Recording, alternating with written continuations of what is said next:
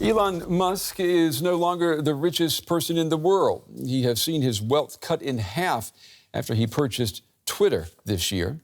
But he is by no means short of cash. He's still worth about $178 billion. Musk lost the top spot to Bernard Arnault, the CEO of luxury car company LVMH, you know it as Louis Vuitton. Musk's own car company, Tesla, is having a rough ride at the moment. It's seen its stocks plunge 53% this year alone. He had to sell off billions in Tesla shares to fund his takeover of Twitter, pushing share prices down further. The car maker has also been hit by recalls and slowing demand for electric vehicles thanks to global inflation. Well, days of erratic tweeting by the chief twit, that's what he calls himself now, is fueling suspicions that Twitter has become too much of a distraction for Musk, pulling him away from Tesla at a time when the company needs his attention. On Sunday, Musk tweeted a meme depicting a scene from Lord of the Rings. It shows the White House chief medical advisor, Anthony Fauci, whispering into the ear of President Joe Biden saying, "Just one more lockdown, my king," something like that. An hour later, Musk went even further, tweeting, "My pronouns are prosecute Fauci." Musk there taking aim at a popular practice of identifying one's gender pronoun after one's name. The tweet also alluding to a right-wing campaign to charge Dr. Fauci for his actions during the pandemic, basically saying that he lied about the pandemic. On Monday, Musk tweeted this: "The woke mind virus is either defeated or nothing else matters." Now, that was after he was booed by the audience at a David Chappelle show in San Francisco, amidst a lot of Silicon Valley types. I want to pull in now Ethan Porter. He's an assistant professor in the School of Media and Public Affairs at George Washington University. Ethan, it's good to see you again. So I'm not going to ask you to go inside the mind of Elon Musk. Well, yeah, actually I am. What do you think he's trying to do? Just let's look at the behavior here. Is he trying to destroy the company that he just spent $44 billion on? Well, I don't think he's trying to destroy Twitter. What I do think he's done so far is sort of taken a sledgehammer to the company he bought and destroyed key components of it. He's fired thousands of people. He's gotten rid of the trust and safety team. Why is he doing this? I think there are two possible explanations for his behavior. The first is that he's a rich guy, a very rich guy, with some really strong political views. And all that we're seeing is somebody who really believes what he's saying. He just happens to be one of the richest people in the world, so he can afford to buy Twitter and express his views on Twitter. The other explanation that's been bandied about is that this is all strategic, that what Musk is doing is trying to set up some kind of new media venture with Twitter as a base that will appeal to right-wingers in the United States in the way that Fox News has. Yeah, that may be the case, but at what opportunity cost? I mean, if we just look at ads, for example, ads account for nearly 90% of Twitter's revenue. Musk is risking a huge exodus of advertisers. Tesla, on the other hand, doesn't really spend any money on advertising, and it doesn't need to.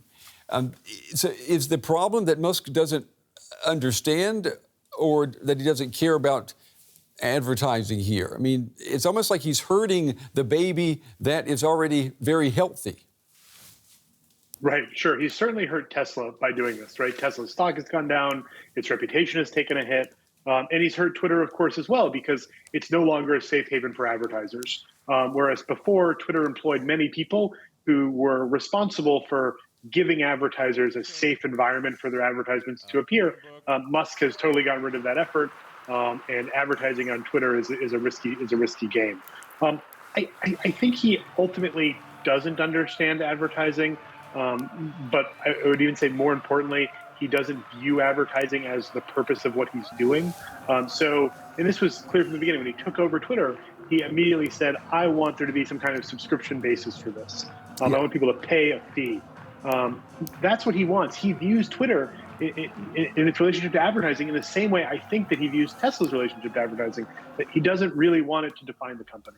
Well, I mean, I've wondered if he actually understands what he was buying when he bought Twitter. Twitter's capital are its users, the people that are tweeting all the time. And so he just paid, $44 billion for himself, basically. Do you get the impression that he was aware of that? Because everything he's been doing, you could argue he's been alienating. He's been actually estranging himself from the capital that makes up the bone marrow of the company.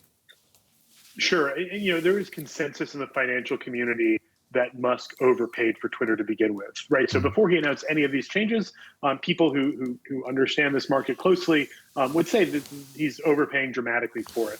And again, it sort of gets back to the idea that there are two possible explanations for this. One is, look, this guy just loves tweeting and he has political views that he's tweeting about, and he's happy to sink the ship. The other view is there's some game here that he's playing. And what that game is, I think, isn't exactly clear.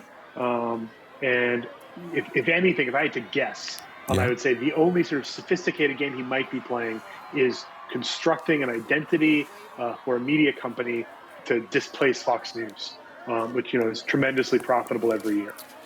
I mean, the fact that he is tweeting so much now, I mean, if you go on Twitter now, now it's become a daily event. You go on and you see that he's trending and you want to see, well, basically he's doing what Donald Trump did when he was the U.S. president. And when Donald Trump was president, he was tweeting all the time. One of the criticisms was, how can he carry out the country's business? How can he carry out the business of president if he's always tweeting? Well, you could ask Elon Musk the same thing. How can you run so many huge companies and still have time to tweet?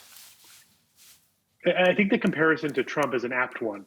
I think Musk is intent on replacing Trump in the nation's consciousness and the world's consciousness, for that matter, in using Twitter to do it. It's possible, and some would argue it's likely, he wants to replace Trump just because he likes fame and celebrity. There's really not much else to it beyond that. He wants to tweet and get our attention because there's something deeply gratifying for him about having that attention. That's certainly possible. And, in terms of his ability to run the company and tweet as frequently as he does, on that question, I think it's important to keep in mind that Musk has historically delegated to people within each company.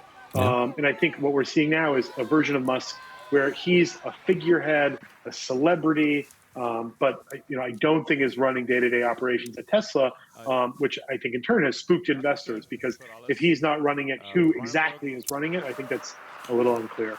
Yeah, there's been, there's a big Tesla factory just outside of Berlin here, and a lot of people have been asking here in Berlin, who is running the factory now that he's busy tweeting all the time? I guess we'll have to find out who is. I think that's a good question. Ethan Porter, it's good to talk with you. We appreciate your time. Hope to see you again soon. Thank you.